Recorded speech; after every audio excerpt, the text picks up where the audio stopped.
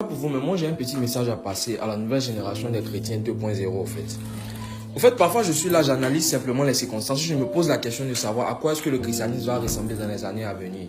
Je ne sais pas pour vous, mais j'ai l'impression qu'il y a eu un break entre la génération chrétienne passée et la génération chrétienne actuelle. La génération chrétienne actuelle légifère toutes sortes de bêtises au sein des communautés actuelles.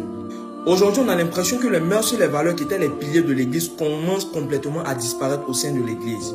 Une société chrétienne où de plus en plus les actions se font avec une certaine liberté. Et cette liberté-là est en train d'engendrer le libertinage dans l'église qui va bientôt conduire l'église à sa déchéance. Parfois, je me pose simplement la question de savoir, en 10 ans, à quoi est-ce que l'église va ressembler. Aujourd'hui, tout ce qui était considéré comme étant des choses, voire anormales, voire même insupportables dans l'église, commence à être cautionné et légalisé au nom du fanatisme religieux. Les chrétiens passés avaient des mœurs et des valeurs. C'est-à-dire, tu pouvais prendre la peine simplement de regarder les vidéos des chrétiens et tu regardais leur manière d'être, leur manière d'adorer Dieu, leur manière de contempler Dieu, leur manière de parler à Dieu. Et automatiquement, tu sentais que c'était des enfants de Dieu qui étaient là. Mais aujourd'hui, dans notre style vestimentaire, dans notre manière de parler, dans notre comportement, c'est-à-dire nous sommes devenus des chrétiens modernes, incapables de ressembler à Christ. On a l'impression que le message de Jésus en nous ne se manifeste aucunement.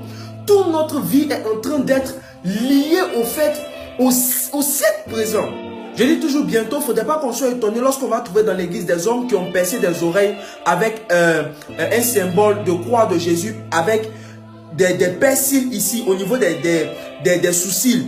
Et lorsque les gens vont commencer à aborder ces questions en disant mais ce n'est pas chrétien, ils vont faire sortir leur prétexte en disant quels sont les versets et que Dieu ne regarde pas à l'apparence mais Dieu regarde au cœur. Je me dis que cette nouvelle génération de chrétiens qui est en train de venir va conduire l'église à un toxicisme total. On ne parviendra plus à faire la différence entre un enfant de Dieu et puis un païen.